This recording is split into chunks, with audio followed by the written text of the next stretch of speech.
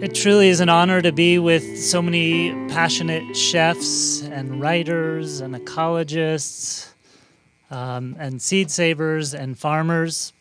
And I'm really honored to just share some of my work with seeds on our farm at home. So show me your hands. How many of you garden? Great. And how many of you have saved seeds? Woo! Yeah. And how many of you have bred brand new varieties of vegetables? Yeah, all right. And how many of you woke up this morning, put some clothes on, and ate something for breakfast? To be expected.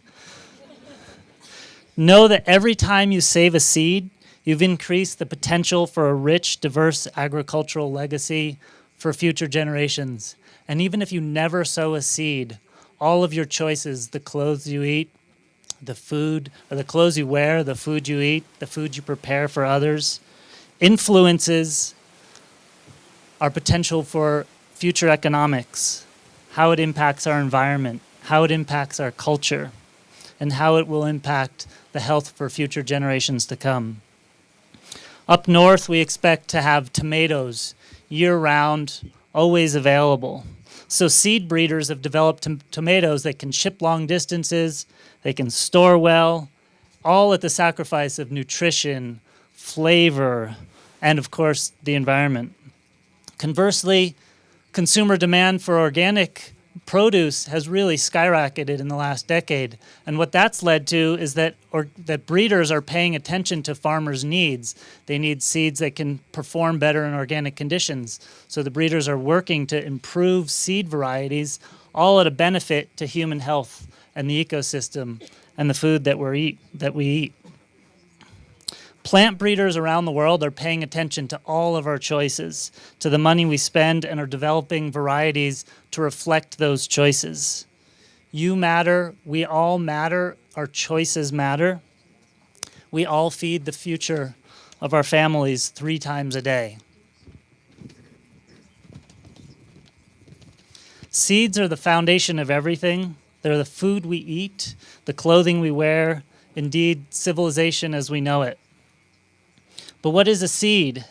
Each seed is a living, breathing being, just like you and I.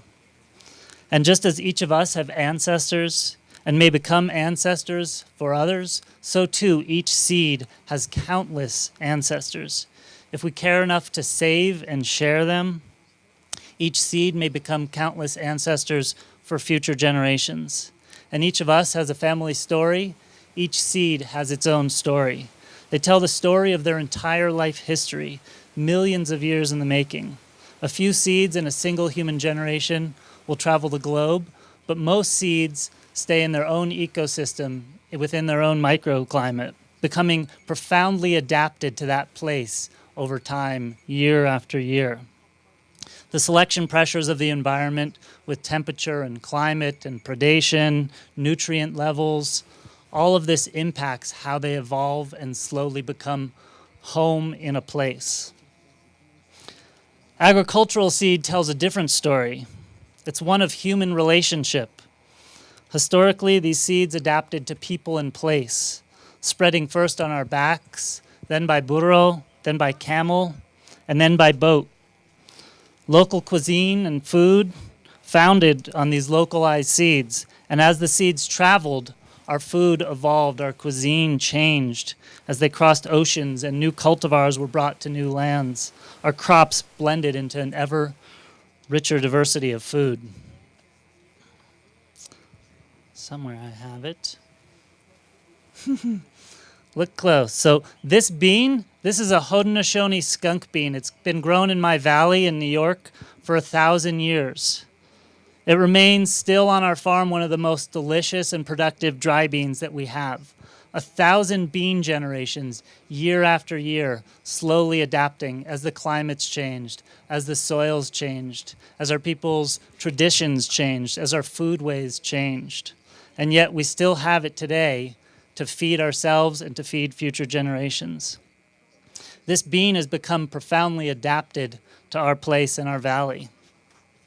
Right here where we are is one of the richest centers of plant diversity in the world. It's one of the 4 primary places of plant diversity and domestication. This was fueled by intuition, tradition, the ancestors of these lands saving seeds year after year, generation after generation. And they've left us this gift, all of this food, all of this culture, all of this tradition.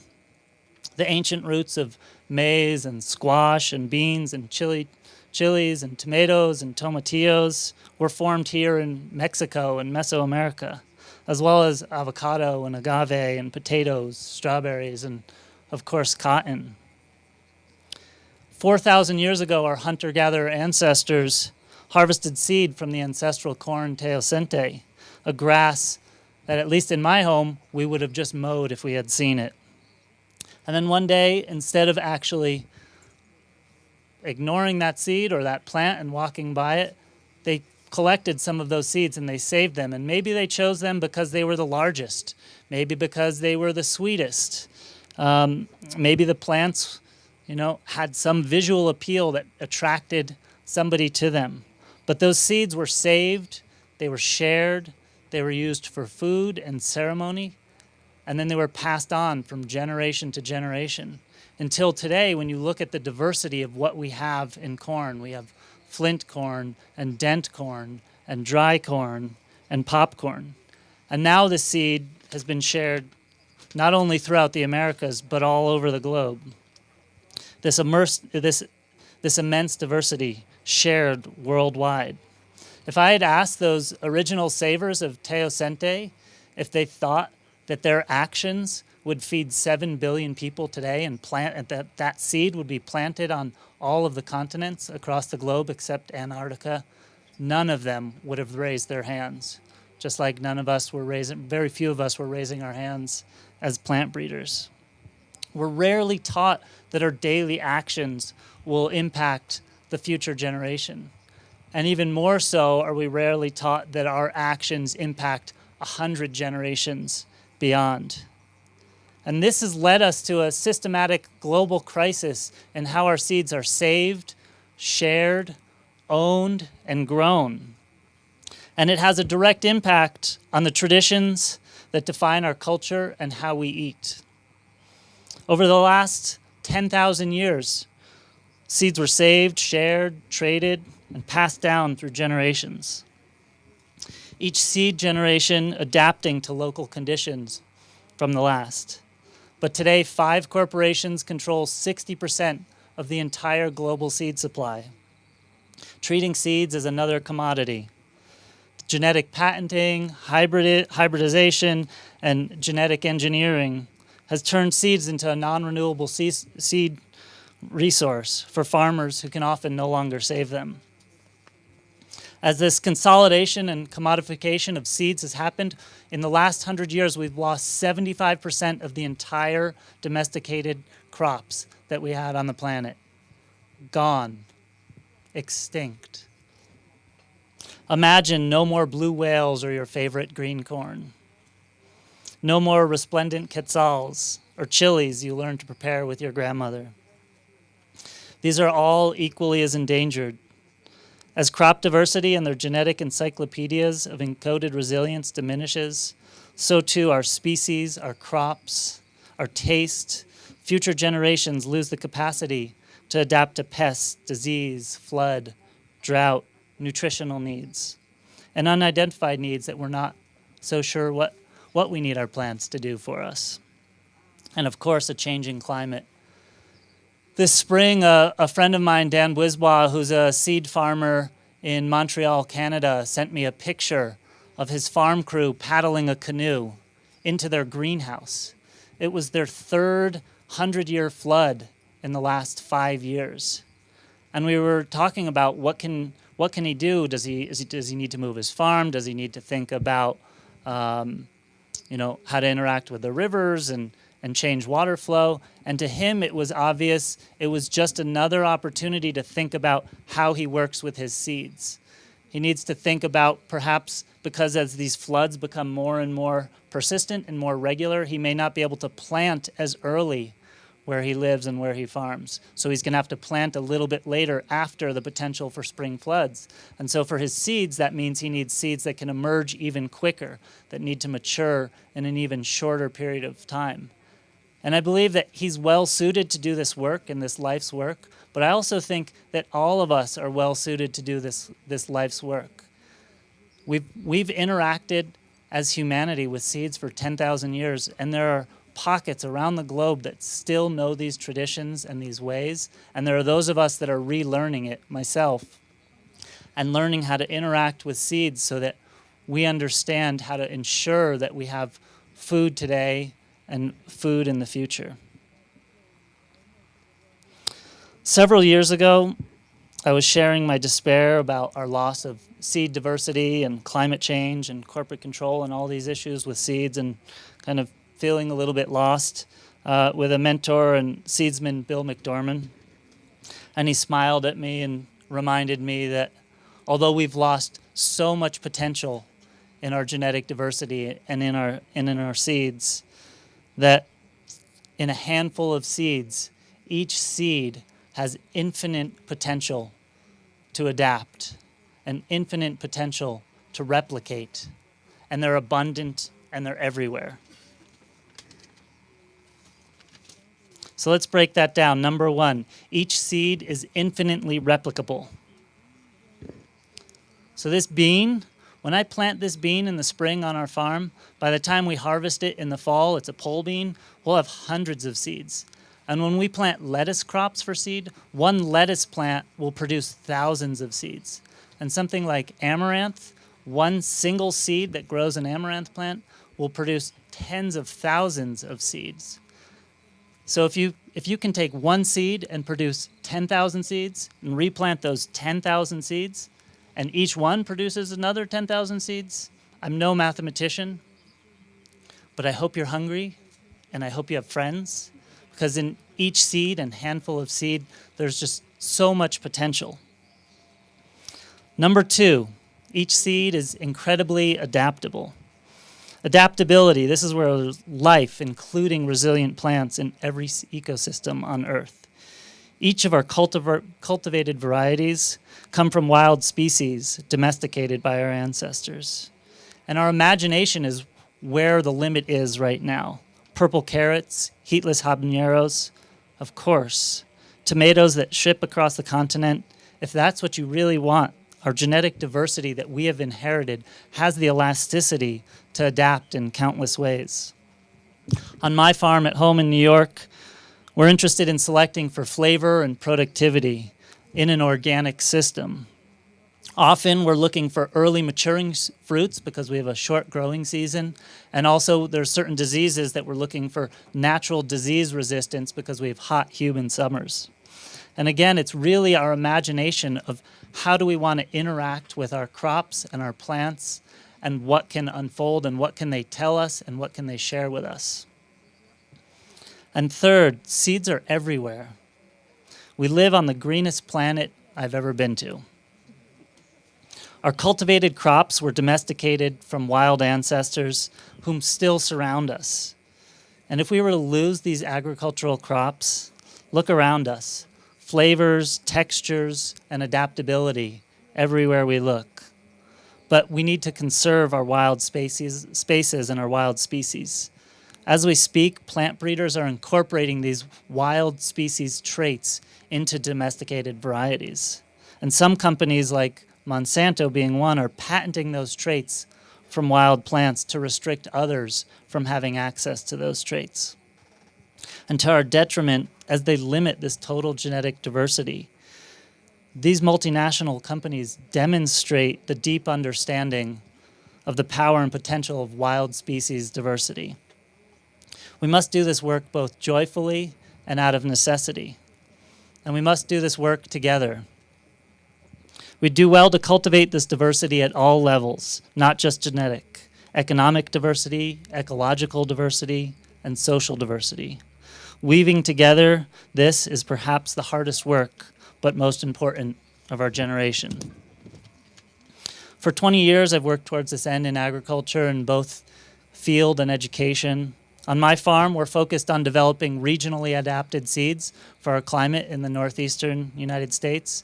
We work with about 150 different crops right now, year after year, slowly adapting and working with the seeds to ensure that not only that their genetics work for our community and for our farmers and for our eaters, but also that the genetics are diverse enough so as those changes come about that we can't anticipate, that future generations will have the ability to work with those seeds. And when I say we on our farm, who do we work with? We work with market growers, we work with chefs, we work with academics from the university, we work with activists and children.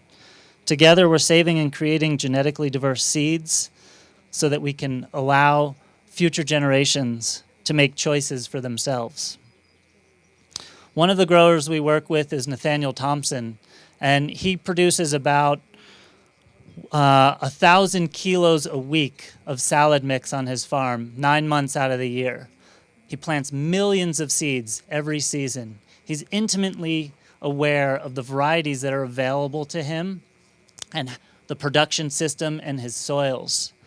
And he came to me in 2012 because he was really looking for a new way to add more color and loft to his salad mix. And he had been trying all different types of greens and brassicas and kales and lettuces.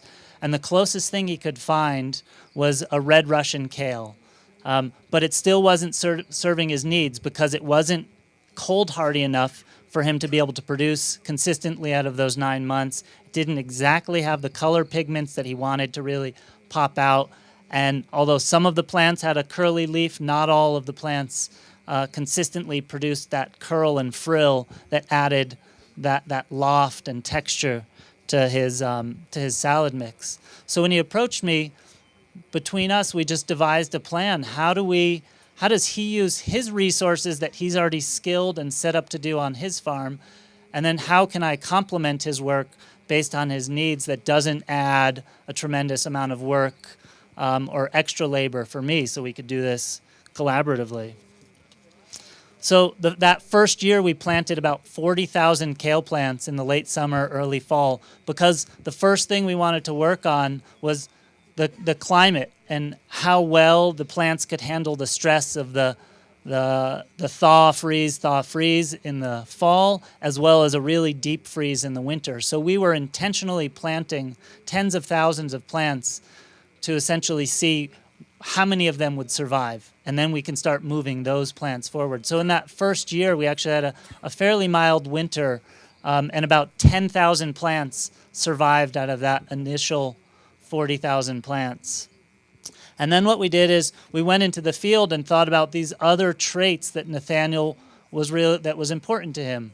So we looked at the stem color and how vivid and bright were the colors. We looked at the leaf shape and how they curled. And we removed about another 9,000 of those plants. So all we were left with was 1,000 kale plants. We started with 40,000. In this first year, we were then down to 1,000. On his farm, we then let those 1,000 plants continue to mature, flower, go to seed. I then harvested that seed, cleaned it, tested it, and we repeated this cycle for 3 years. Every year exposing it to winter conditions, trying to improve its hardiness to temperature, looking at the vigor and health of the plants and the color and the leaf shape. And just this last spring, when he was starting to plant seeds again, we wanted to we had just been continuing to move this generation forward year after year. We wanted to look at what did the original parent seed look like and what did the seed now look like that we had been working with for only 3 years.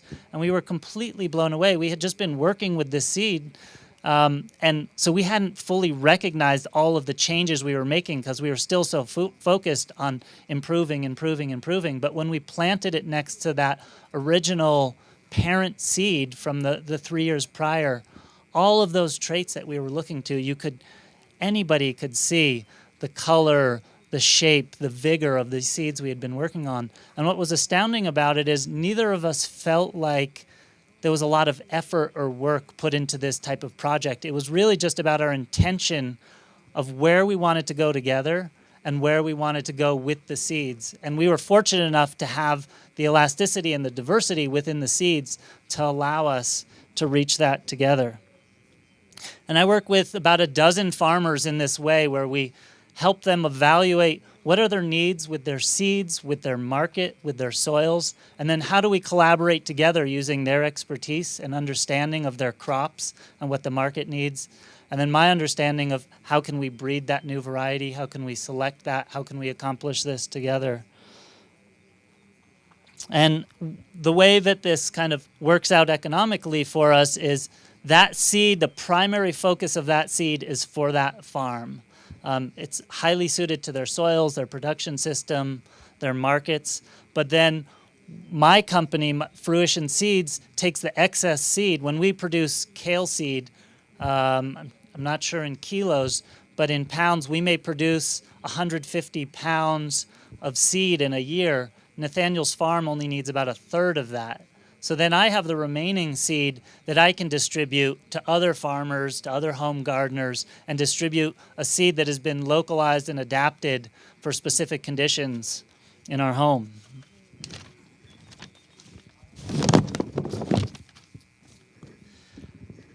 And as we learn to work more and more with farmers and help them understand the potential in seeds and how they can get involved with seeds, we all started to incorporate other voices to help influence our work, to ensure that we were being mindful of flavor and texture and culinary use, and not just the agronomics of yield and disease resistance and plant vigor.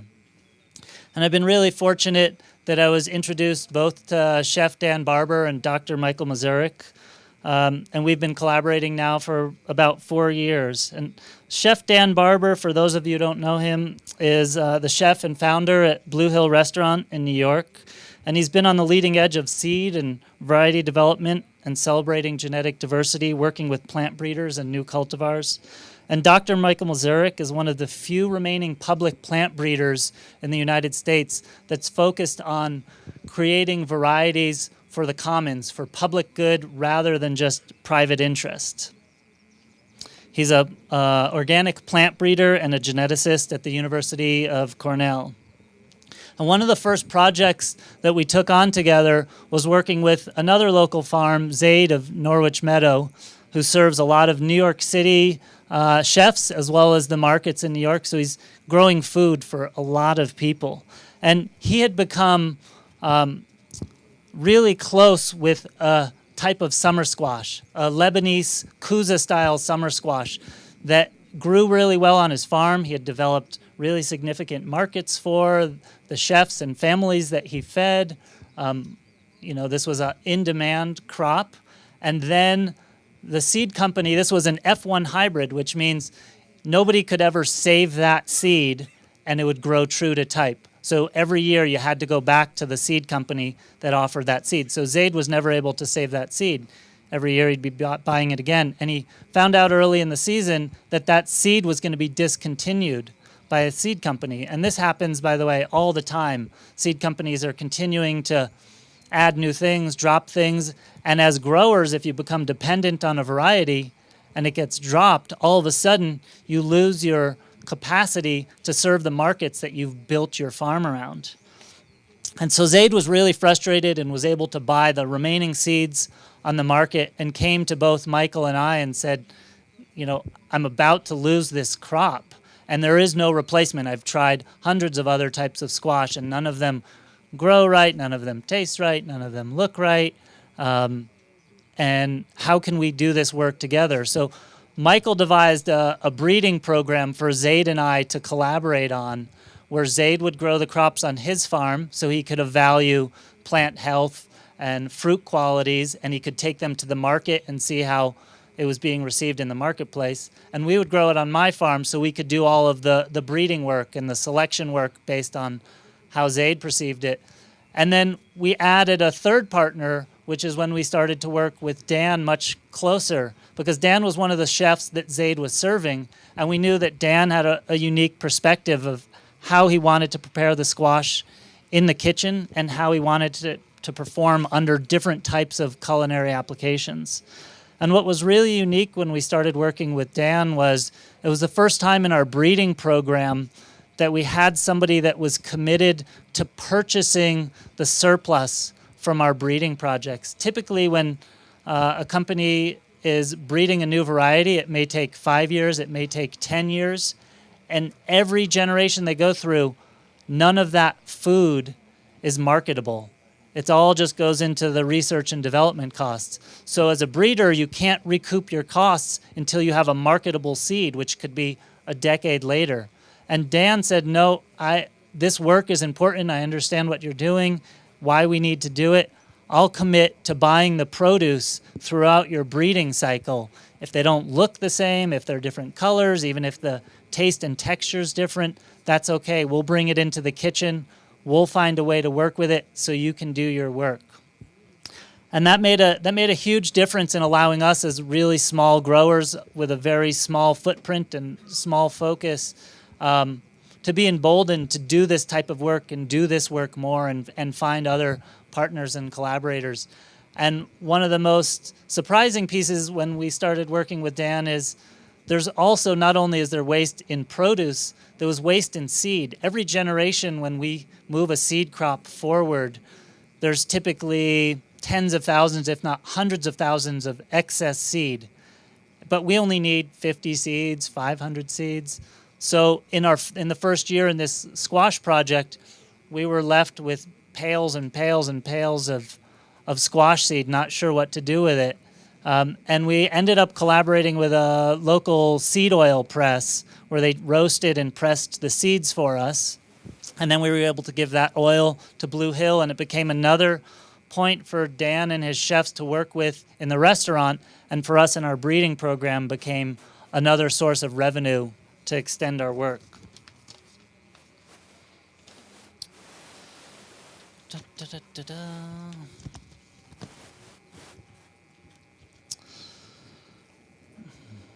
So when we bring together people of diverse backgrounds and creativity, this is really what is the beginning. This work we've been doing with chefs and breeders and farmers can be re-inspired by reimagining classics like this Kuza squash, or creating new things like an incredibly sweet and creamy butternut squash that fits in your hand, or just the whimsy of a breeder and a chef and a farmer thinking about purple curling peas that are burgundy and super sweet. And when we do this work together, this is where change and transformation can come from. And I'm reminded of Bill McDorman, to consider the potential in a handful of seeds. They're infinitely replicable, incredibly adaptable, and they're everywhere. And no matter how we frame it, it's our imagination and our diversity of relationships that pose our greatest barriers. We eat every day. Eat what inspires you. Do what inspires you most. May the seeds we sow amplify the abundant diversity we all share. And let us do this work out of joy and out of necessity and together. Thank you.